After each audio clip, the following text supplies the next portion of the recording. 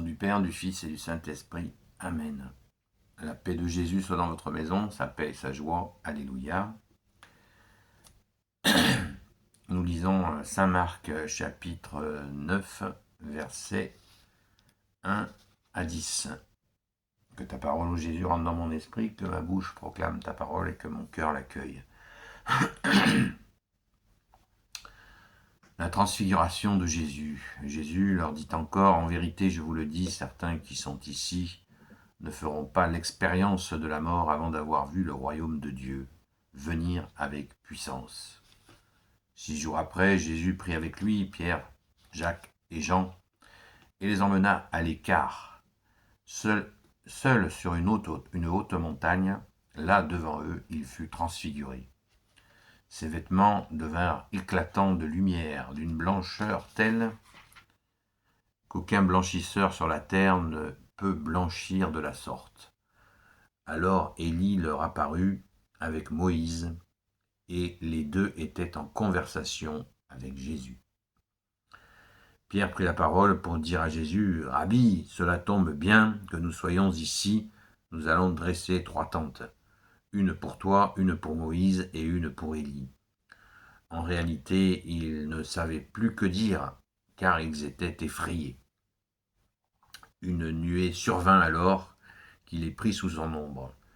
Et de la nuée se fit entendre une voix, « Celui-ci est mon fils, le bien-aimé, écoutez-le. » Et soudain, regardant autour d'eux, ils ne virent plus personne, seul Jésus était avec eux.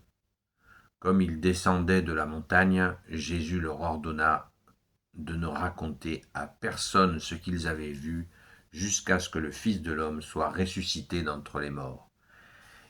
Ils respectèrent cet ordre, mais entre eux, ils se demandaient ce que c'était que ressusciter d'entre les morts. Amen. Merci Jésus pour ta parole. Alléluia. Eh bien, voilà la transfiguration. Moi, immédiatement, ce qui saute aux yeux, c'est que le Père se manifeste comme au Jourdain, comme au baptême de Jésus, où le Père se manifeste, l'Esprit Saint avec cette colombe qui vient sur Jésus et qui ne le quitte plus, il se manifeste. Verset 7, s'il y a des gens qui vous disent « Jésus n'est pas le Fils de Dieu », ben si, Jésus est le Fils de Dieu, et c'est dit dans l'Évangile très clairement, mais nous le savons de toute manière. Verset 7, « Une nuée survint alors, qui les prit sous son ombre, et de la nuée se fit entendre une voix, « Celui-ci est mon Fils, le bien-aimé, écoutez-le. » Voilà, tout est dit, tout est dit. Et préalable, avant que le Père n'intervienne, Moïse et Élie apparaissent. Qu'est-ce que cela veut dire? Eh bien, Élie représente les prophètes et Moïse représente la loi. Jésus est au centre. Cela nous dit que Jésus est la loi et les prophètes. Voilà, il fait l'accomplissement de tout. C'est l'accomplissement général. Merci Jésus. Donc, soyons dans cette joie profonde que nous connaissions.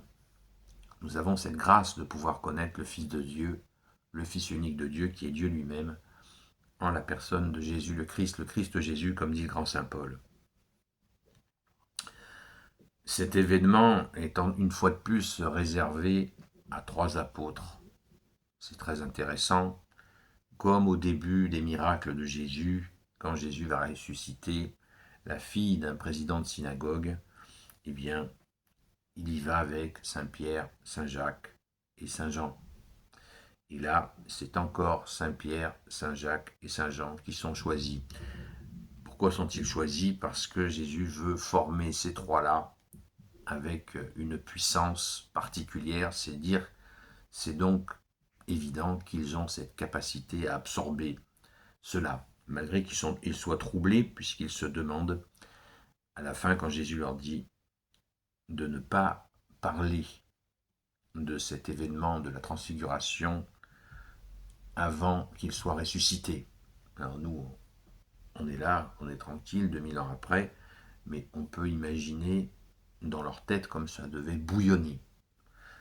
Et Jésus leur donne l'ordre de n'en parler qu'après la résurrection, et eux-mêmes, au verset 10, disent, ils respectèrent cet ordre, mais entre eux, ils se demandèrent ce que c'était que ressusciter d'entre les morts.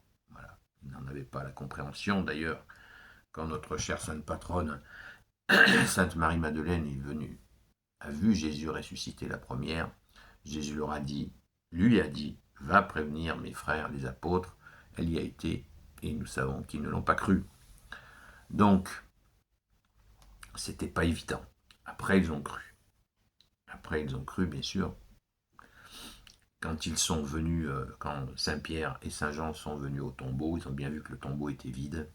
Là, Saint-Jean le dit lui-même, il a cru. Et le soir même de la résurrection, Jésus est venu au cénacle où il y avait tous les apôtres, où il s'est montré ressuscité. Ils avaient encore un doute. Et Jésus leur a demandé du pain et du poisson pour leur montrer qu'il n'était pas un esprit. Les esprits ne mangent pas du pain et du poisson. Voilà.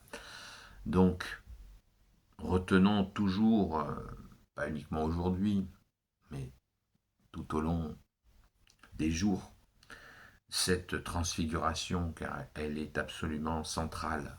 Elle est centrale, c'est ce moment où Jésus commence à montrer sa divinité, qu'il est Dieu. Et ça, c'est absolument central dans la progression, dans l'avancée vers la Pâque, vers la passion de Jésus, sa crucifixion, merci Jésus d'être offert pour nous, et bien sûr sa résurrection. Je trouve qu'on parle trop peu de la transfiguration, beaucoup trop peu. On n'en parle pas assez, parce que les gens qui débutent dans la foi, il faut absolument leur montrer cette étape fondamentale où Jésus se montre avec Élie et Moïse, la loi et les prophètes. Jésus est l'accomplissement de la loi et les prophètes. Quand on comprend ça, on comprend ça, ça ouvre des compréhensions, puisque Jésus nous dit qu'il est venu non pas abolir la loi et les prophètes, mais accomplir par l'amour, par les 2 commandements supérieurs. Tu aimeras ton Dieu de tout ton cœur, de toute ton intelligence, de toutes tes forces, de toute ta volonté, et tu aimeras ton prochain comme toi-même. 2 commandements que Jésus précise supérieurs, qui accomplissent tout, la loi et les prophètes. En toi, bien-aimé Jésus, Amen. Gloire éternelle soit au Père et au Fils et au Saint-Esprit, maintenant et toujours et pour l'éternité. Amen. Ô Jésus, toi qui peux tout et qui portes tout, toi le Sauveur, toi l'Emmanuel, je te confie toutes celles et ceux qui regarderont cette vidéo ainsi que leurs proches selon ta seule volonté, ô Jésus. Sainte Marie, Reine des cieux, toi l'Immaculée Conception, toi qui écrases le serpent, toi qui es la lune sous tes pas, toi notre Mère, Notre-Dame. Grand Saint Joseph, toi le juste et le saint, toi le sage, toi la terreur des démons, toi le saint gardien de la Sainte Église catholique apostolique. Sainte Marie-Madeleine, notre chère sainte patronne, et vous, tous les saints et saintes, amis de toi, Jésus. Saint Michel Archange, qui est comme Dieu, Saint Gabriel Archange, Saint Raphaël Archange, et vous, tous les anges qui servaient Jésus. Je vous confie toutes celles et ceux qui regarderont cette vidéo, ainsi que leurs proches, selon ta seule volonté, ô Jésus. Petite information, hier, je n'ai pas fait de vidéo, hier matin. Déjà parce que j'ai dû partir très tôt, et ensuite parce que j'ai fait la lecture le jeudi, le vendredi, j'ai fait la lecture complète. Donc vous avez dans la vidéo d'hier, enfin d'avant-hier, la lecture du jour d'hier qui était complète. Parce que je fais des lectures complètes pour nous donner la bonne compréhension, enfin la compréhension générale de la parole de Jésus, donc dans le paragraphe où elle est précisée. C'est très important pour notre compréhension, à mon humble avis. Je vous souhaite une sainte messe. Nous sommes dimanche, deuxième sainte messe du carême. Donc, sainte messe à vous. Nous fêtons chaque dimanche la résurrection de Jésus. Donc, je vous dis à ce soir. Le live sur TikTok sera décalé exceptionnellement à 21h. Sainte messe à vous. Bon dimanche. À très vite.